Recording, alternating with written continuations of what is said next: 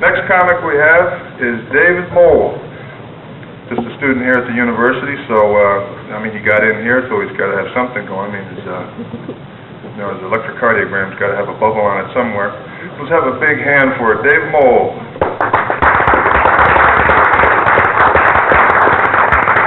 Thank you very much, everybody. How you doing out there tonight? Getting drunk? No? Well, I guess I have two great things going for me. I'm Jewish and I am black, so we'll see what happens from there. I think this is really a great thing that Campus Center is doing, and I just think, everybody should just give a big hand to all the people who put this together. Really, it's just super. And they told me, before I came on that they didn't care what language or any kind of language anybody wanted to use. So the first 10 minutes, I'd like to try French, okay? Everybody? Anybody that doesn't speak French here? Okay, yeah, that's so sweet. Oh, okay, I'll try something else. Anyway, I'm a senior here at UMass, and that in itself is quite an achievement. I've spent 4 years here. This is my last semester. I'll be graduating soon. And let's hear it. How many seniors here tonight who are graduating this semester? Okay. See if you can try this one. How many seniors who still live on campus? Okay. My friend.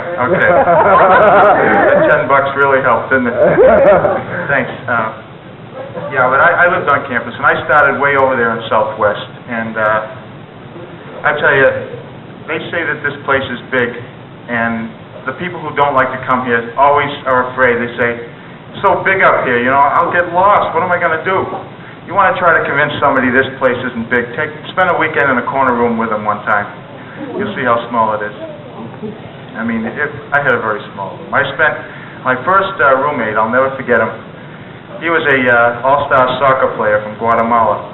Any of you out there all-star soccer players from Guatemala? Not tonight. I tried.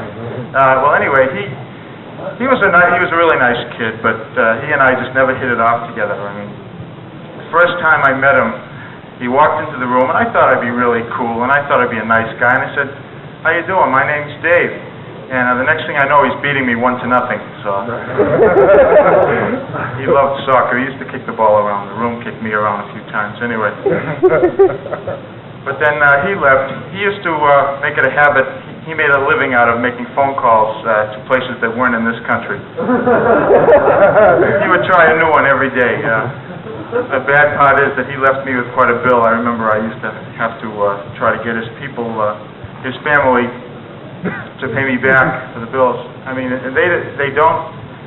They told me that they didn't speak English, but I think they were taking me for a ride there, because I remember my roommate, every time the kids on the floor would say to him, "Hey, come on, let's go out drinking," he'd say, "Sure." He drank an unbelievable amount, just like these guys down front here. And if they ever mention anything about homework or anything about paying the phone bill, he'd say, "I don't speak English." Of course, he'd say that in Spanish. So that's how he started with me. But now I moved up in the world. I'm still on campus, but I'm up in Northeast now, in a nice renovated dorm. They have cockroaches with ties on. It's a beautiful dorm, and I have a nice big room, and it's really nice. And I'll tell you, my roommate, he was telling me that he comes from a small town, but he's a nice guy though. He's what you call your basic chemical engineering major. And I'll tell you one thing right now, everybody. Don't ever start an argument with a chemical engineering major. They've got enough explosives to blow up you and your family, and they'd love to do it anytime. And I guess the next thing I guess that he always knows about me is that I get bugged by all the little things that happen to everybody every day here at UMass. And of course, you start with the lines, the favorite lines here that are in every dorm, every building, every place on campus. Look at the King's concert tonight. A million people waiting out there. They're all chanting. I couldn't understand what they were saying, but I'm glad you're all here. What happened was, I think, the most obscure thing, the most wild line in this campus is at the dining commons. People wait in line to get that food. Then they wait in line to get rid of it when they're walking out. So it makes it pretty bad. But I guess another thing that my roommate will tell you that I always love doing is my favorite impressions. And I always say, what if a certain guy was in another situation at another time, and what if that role was switched with somebody else? So I'd like to try switching the roles of Chuck Barris and Walter Cronkite, if you don't mind. Now, I'd love to see Chuck Barris. This is an example of Chuck Barris doing the news, okay, everybody? So bear with me here, all right? All right, we got a great news show here for you tonight. First off, China just attacked Vietnam. How about that? Okay, Milton DeLugg and the band over there. How about a hand for him? All right. See?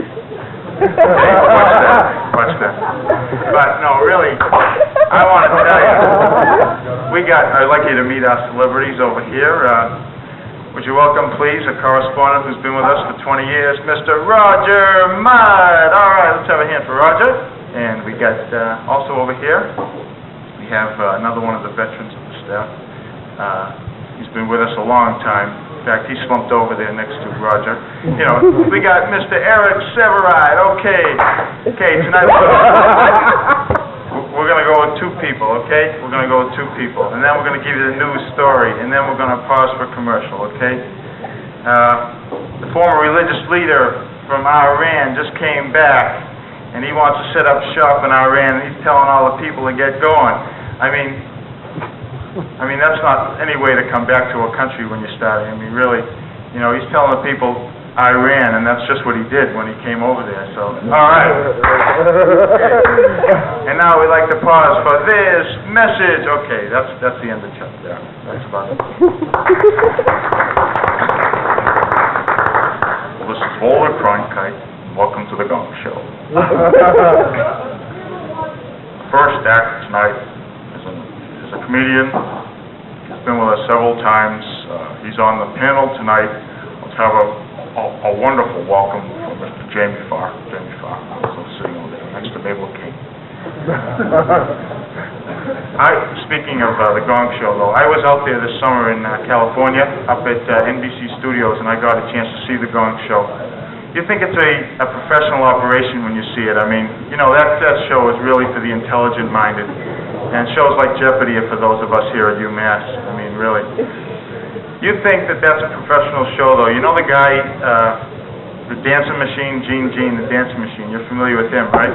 You think he's some big executive with the show? He's the janitor who sweeps up the balloons after the show is over and all the confetti. He's raking it into the back of the studio. It's true. I have to admit that's true. Anyway, I guess tonight you're all having a good time, and I really was looking forward to doing this, and it's been a long time since I've done this. I've played some tough clubs before. I mean, I played a club once before. The hat check girl's name was Dominic, and that's a tough that's a tough club. Anyway, ladies and gentlemen, I guess the caliber of the comedy tonight is much better than mine, so I'd like to leave you now. Thanks a lot.